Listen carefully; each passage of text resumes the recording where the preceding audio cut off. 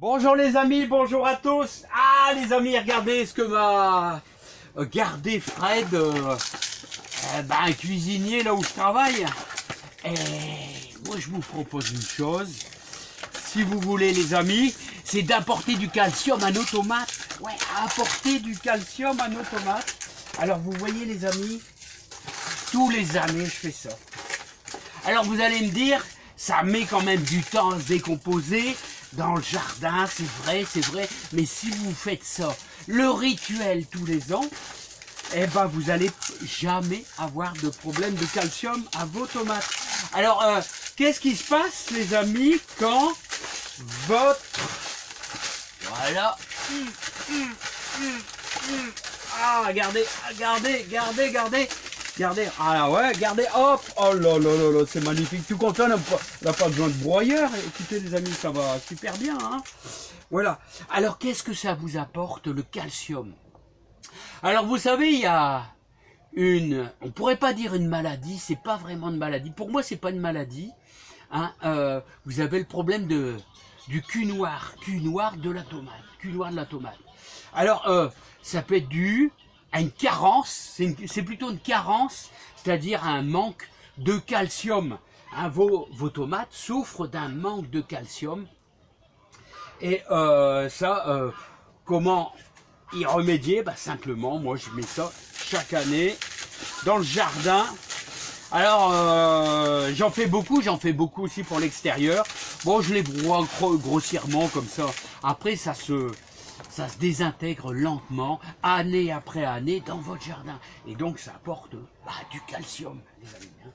Alors, mais sachez que le cul noir de la tomate, c'est surtout dû à des arrosages irréguliers. C'est-à-dire que vous arrosez le lundi, le mardi, le mercredi, le jeudi, le vendredi il fait très beau, vous allez arroser le vendredi, hein, voilà, donc il y a eu beaucoup de chaleur, voilà, votre pied de tomate est en souffrance, et donc forcément, vous risquez d'avoir des culs noirs. Même moi, j'ai déjà eu ici dans la serre des culs noirs, voilà, parce que il y a eu des péripéties dans la vie qui fait que on n'a pas toujours le temps, il y a des soucis, des petits problèmes, voilà, des réparations dans la maison, vous n'avez pas le temps, vous êtes un petit peu débordé, et voilà, et vous avez un cul noir, voilà, irrégularité, autrement dit, des arrosages qui ne sont pas réguliers.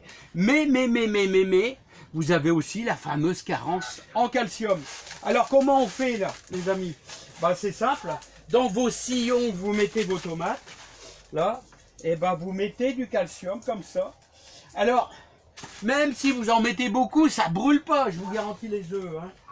Voilà, enfin les œufs, les coquilles, on va dire. Hein. Bon là, il y a des... Là, je vais bien sûr attendre.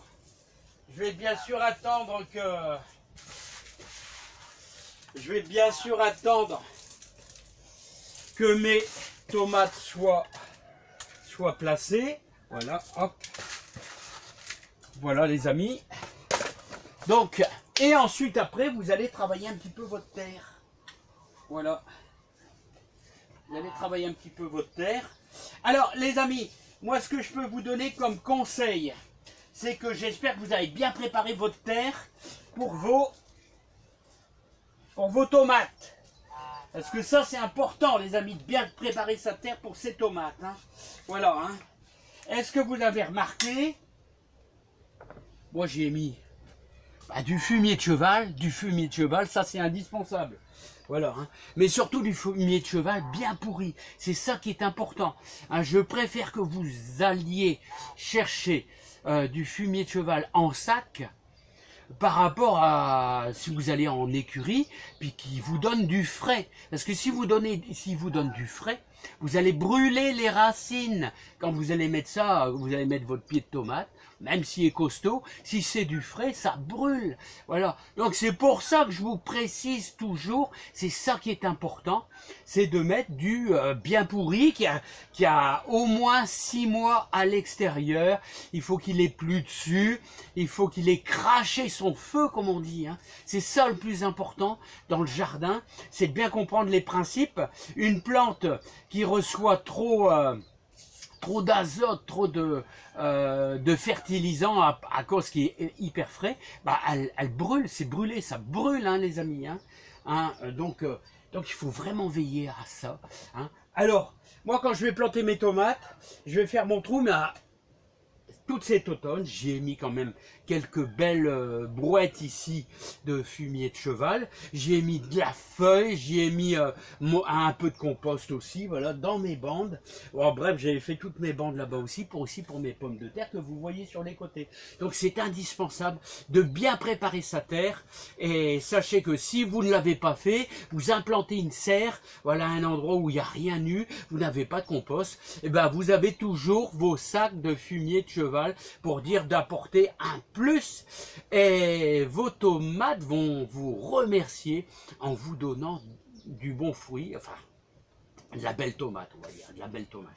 Allez, les amis, je vous laisse, mettez du calcium et surtout faites des arrosages réguliers. Allez, je vous dis à bientôt, portez-vous bien, et puis moi j'en mets tout du long, Après, quand j'aurai mes salades qui seront mangées, on mettra les tomates. Mais les tomates, on les met, moi je les mets à partir du 15 mai. Oh, peut-être au 1er mai dans la serre. Mais méfiez-vous des gelées, les amis. Allez, à bientôt. Bye bye.